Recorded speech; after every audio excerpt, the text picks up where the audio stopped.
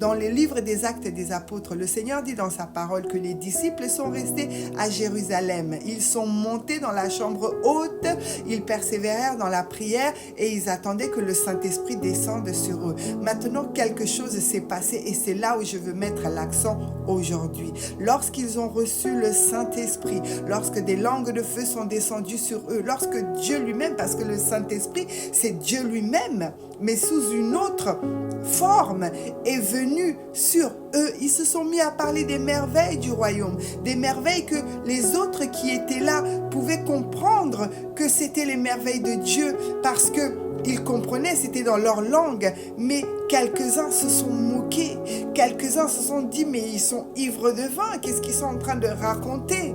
Eh bien, mon frère, il n'y a rien de nouveau sous le soleil. Lorsque tu acceptes le Seigneur Jésus-Christ, Dieu veut que tu te prépares. Si tu es jeune converti, Dieu veut que tu t'affermisses encore, parce que des fois, dans nos familles, dans nos maisons, dans notre entourage, on a tendance à se moquer de nous. On a tendance à dire, mais elle est trop spirituelle. Elle n'a que Jésus dans la bouche.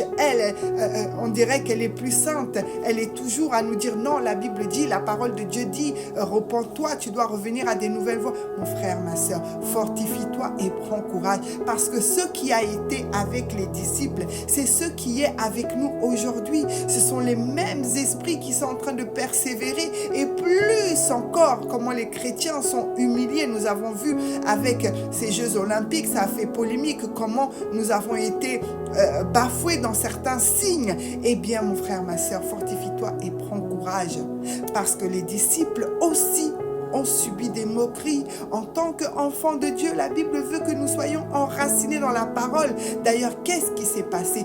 Paul s'est levé, il a pris la parole, il a dit non, ils ne sont pas ivres de vin, mais c'est l'Esprit de Dieu, car la Bible dit, il a répandu avec la parole. Donc si tu dois avoir une attitude pour confronter ceux qui viennent se moquer de toi, dans ta famille, chez tes amis même qui ne veulent même plus peut-être te voir ou te fréquenter, eh bien, confonds-les avec la parole.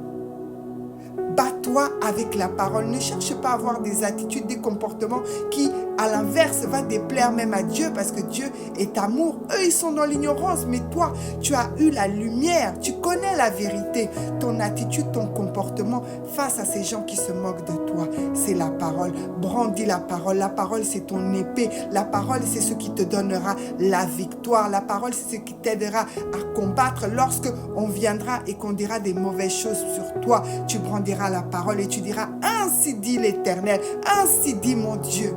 Des fils et des filles prophétiseront. Je t'encourage, je te fortifie. Sois béni dans le nom puissant de Jésus-Christ. Face à la moquerie, utilise la parole.